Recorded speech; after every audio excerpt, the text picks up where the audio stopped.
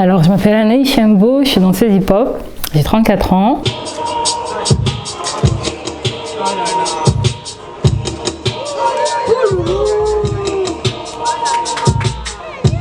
J'ai commencé par le freestyle. J'ai d'abord dansé à Chanteloup, ensuite à Jules-Moutier, à Cergy. Et du coup, aujourd'hui, je fais pas que de la danse, j'organise aussi des événements. Et je me vois plutôt comme une créative.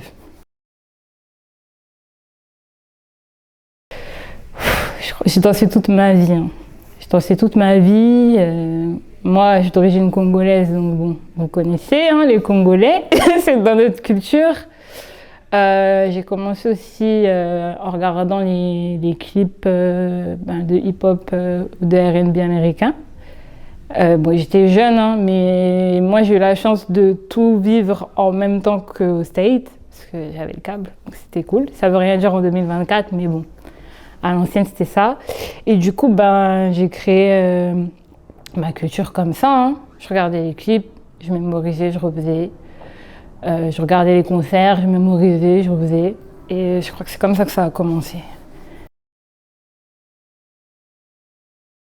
J'ai commencé les battles en 2011-2012. Donc techniquement ça fait un peu tard parce que j'ai commencé, j'avais 21-22 ans. Mais le bon point, c'est que j'avais déjà une grosse culture musicale et beaucoup d'infos. Donc une fois que j'ai commencé, ça a été naturel. Ça a été naturel, on m'a balancé dans un battle, allez hop. C'était parti. On dirait que j'ai fait ça toute ma vie alors que pas du tout, c'était le premier, deuxième. Fallait sauver l'honneur et moi je crois que c'est ça, j'aime trop sauver l'honneur et tout. Donc j'ai dit allez hop, on va avec ce que j'ai. Et finalement, comme on dit, c'était naturel. Voilà. Alors j'ai fait une pause parce que j'organisais pas mal d'événements, mais je vais revenir pour finir ma mission. On me l'a beaucoup demandé, donc je vais revenir dans pas trop longtemps, quoi. Alors moi, j'ai pas d'objectif dans les battles. Pourquoi? Parce que j'ai pas une mentale typique de battle. Voilà, par exemple, un exemple tout bête. J'ai fait des battles prestigieux où j'ai retourné tout, impacté de ouf. Et je crois que la moitié, je m'en rappelle pas. Je m'en rappelle pas parce que je sais pas. Mais ceux qui me reviennent, ça va être des battles simples. Je vais me rappeler des sensations, je vais me rappeler de la vibe, tout ça. Et c'est pour ça qu'en fait, aujourd'hui, j'ai plus d'objectif. C'est il faut faire et je le fais. Et fin. Par exemple, un de mes battles préférés, désolé le micro, un de mes battles préférés, ça a été le Cypher Skills. Donc le battle, c'est un tout petit battle de Chacal et Nelson. Et ce battle, mon édition, parce que maintenant il est grand et tout, il a évolué de ouf. Mais mon édition, on n'entendait pas le son, il n'y avait pas de place, il y avait trop de monde, on était dans un tout petit tapis et tout. Mais ce qui s'est passé ce jour-là, c'était tellement pur de tous les côtés, que ce soit juge, danseur, public et tout, qui m'a marqué à vie. Il m'a marqué à vie.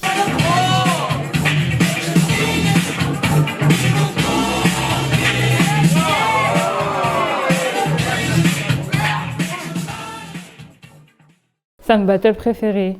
En plus, j'ai eu la chance d'être en binôme avec Mehdi Paki. Donc, incroyable. Tu vois, c'est pour ça que j'ai plus d'objectifs parce que chaque battle est différent et tout. Et puis même la démarche dans laquelle je suis quand je suis en battle, c'est plus moi qui propose quelque chose que réellement j'attends quelque chose du battle autre que la compétition, quoi.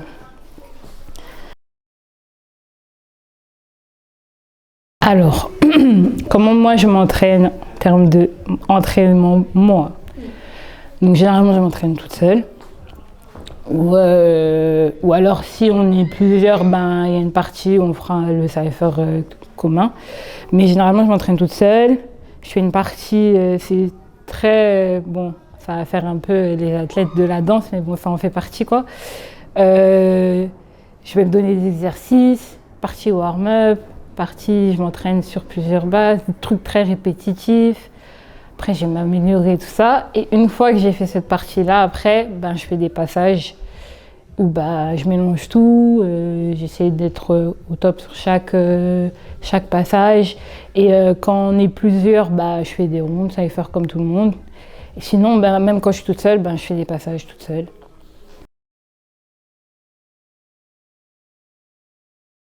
Moi, quand je juge, j'évite au maximum de me comparer aux gens. Parce que déjà, moi, c'est très particulier, très unique.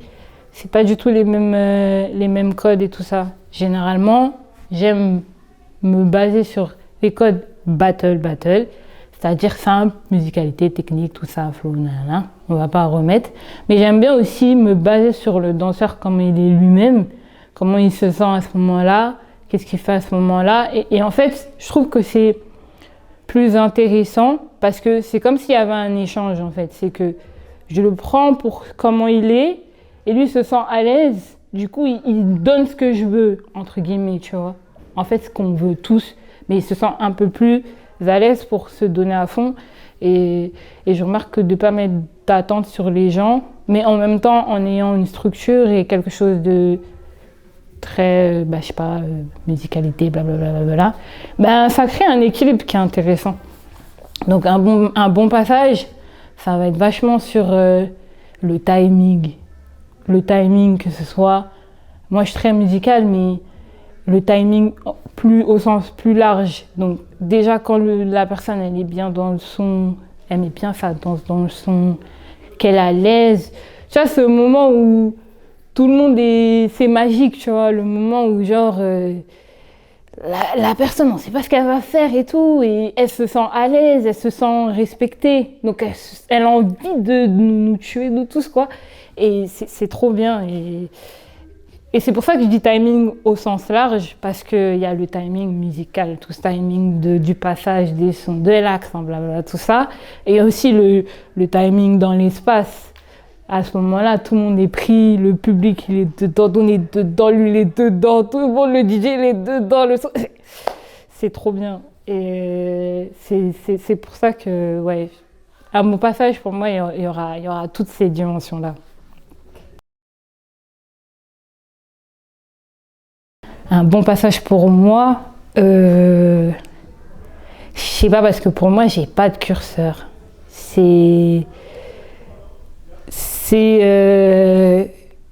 Moi, ce que je kiffe le plus, c'est quand je soulève le public, là.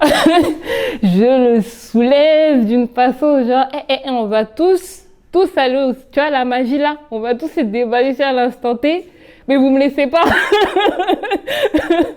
Il y a personne va me laisser, je vais laisser personne. Et ce moment-là, j'aime trop. Après, c'est vrai que j'aime bien le côté où... parce que maintenant, c'est assez complexe, entre guillemets, et simple en même temps. Pas mal d'infos. J'aime bien quand je propose des choses et que les gens captent. Ils captent, ou ils essayent de capter, ils disent qu'est-ce qu'elle va faire derrière, qu'est-ce qui se passe. Oh, j'avais pas capté. Oh, elle a fait ça. Oh, bâtard. Tu vois. Mais quoi? Oh, Ah, ça, j'aime bien. Parce qu'il y a un échange. Il y a le côté où je me dis, j'ai taffé des trucs, vous me saoulez, vous allez apprécier. Tu vois. Vous allez apprécier tout. Et ouais, voilà. Donc, les bons passages, généralement, c'est plus comme ça que je les vois, même si j'ai fait des mauvais passages qui étaient bien aussi. Hein. Donc, c'est pour ça que j'ai plus cette notion de bon ou mauvais. Alors, avant, j'en avais clair, net, précis. Mais alors maintenant, j'en ai plus parce que ça évolue tellement tout le temps vite, tout ça. En plus, chacun, dès qu'il y en a un qui progresse, l'autre il veut progresser tout de suite. C'est-à-dire que ça change tout le temps, les tops ils changent tout le temps. Donc je vais tricher et je vais dire un truc que j'aurais dit à l'ancienne. Alors j'aurais mis All Style, Chas, D-Boy Chas. Nelson, Marvin. Après, bon, je vais pas dire Cynthia. Il y a un danseur que j'aimais beaucoup, enfin j'aime beaucoup, mais je pense qu'il fait plus trop de battle, il s'appelle JG, le coréen, en pop. Il manque quelqu'un, mais c'était à peu près un truc comme ça. Ouais, j'ai dû mettre les gens de Sergio aussi, mais tu vois, c'est un truc bien, mais je m'en rappelle plus. Mais ouais. Mais après, aujourd'hui, le top, il change tout le temps. Et c'est ça qui est beau aussi. Hein. C'est ça qui est beau, c'est que du coup, ça laisse de la place à tout le monde. Et t'es toujours sur l'eau qui vive et tout, tu regardes tout le temps et tout. Donc voilà. Alors pour moi, le freestyle, déjà, c'est devenu un style. Ça, il y a une évolution qui s'est passée, c'est qu'avant, bon, c'était le style libre, c'était une manière nouvelle de s'exprimer avec des bases que les gens ils avaient, tu vois. Et en fait, aujourd'hui, ben, c'est devenu, ce petit truc est devenu un style pour les gens d'après. Alors qu'avant, de base, c'était juste un moyen d'expression supplémentaire. Maintenant, c'est devenu un style pour les gens des générations d'après. Je sais pas si je m'exprime bien, mais par exemple, un exemple con, c'est que moi aujourd'hui, je peux apprendre aux gens à faire du freestyle. Alors que cette phrase, elle veut rien dire de base, vu que c'est un style libre, tu vois. Mais c'est devenu un style à part entière, au point où aujourd'hui, je peux apprendre, j'ai même appris à plein de gens à faire du freestyle. C'est ça, c'est dans ce sens-là où je dis que c'est devenu un style à part entière. Mais après, moi, la façon dont je mets le freestyle en tant que style, bah, c'est tu prends les bases du style, ton style de prédilection, on va dire, imagine hip-hop, pop ou quoi que ce soit. Et après, tu rajoutes ton style par-dessus, tu décodes et tu te bases sur les musiques, sur ce que tu veux raconter, peu importe quel style de danseur t'es, quoi. Mais c'est pour ça que c'est devenu un style en vrai. Parce que maintenant, tu peux mettre des gens qui font du break abstrait, électro, hip-hop, pop, ben, on va tous dire qu'ils sont danseurs freestyle, tu vois. Pour moi, c'est comme si, en fait, c'est parti d'un délire où tout le monde a mis son grain de sel et au final, on a créé un truc qui était palpable, tu vois. C'est pour ça que c'est pas une question de génération. Je pense que les générations vont apporter un délire supplémentaire à chaque fois, mais c'est pas une histoire de grand petit ou quoi que ce soit. C'est plus, on est en train de construire quelque chose qui c'était une spéculation, et là en fait c'est quelque chose de concret, factuel. C'est du freestyle, et voilà. En gardant des codes communs à nous tous pour que chacun puisse comprendre le langage de l'autre. C'est pour ça que je mets pas de New J ou de OG dans la version freestyle. Je pense que déjà, l'évolution de la musique hip-hop, elle est dans le rap tout court. Ça veut dire que les battles, c'est la suite logique. Parce que dans tous les cas, moi par exemple, ma danse est extrêmement musicale.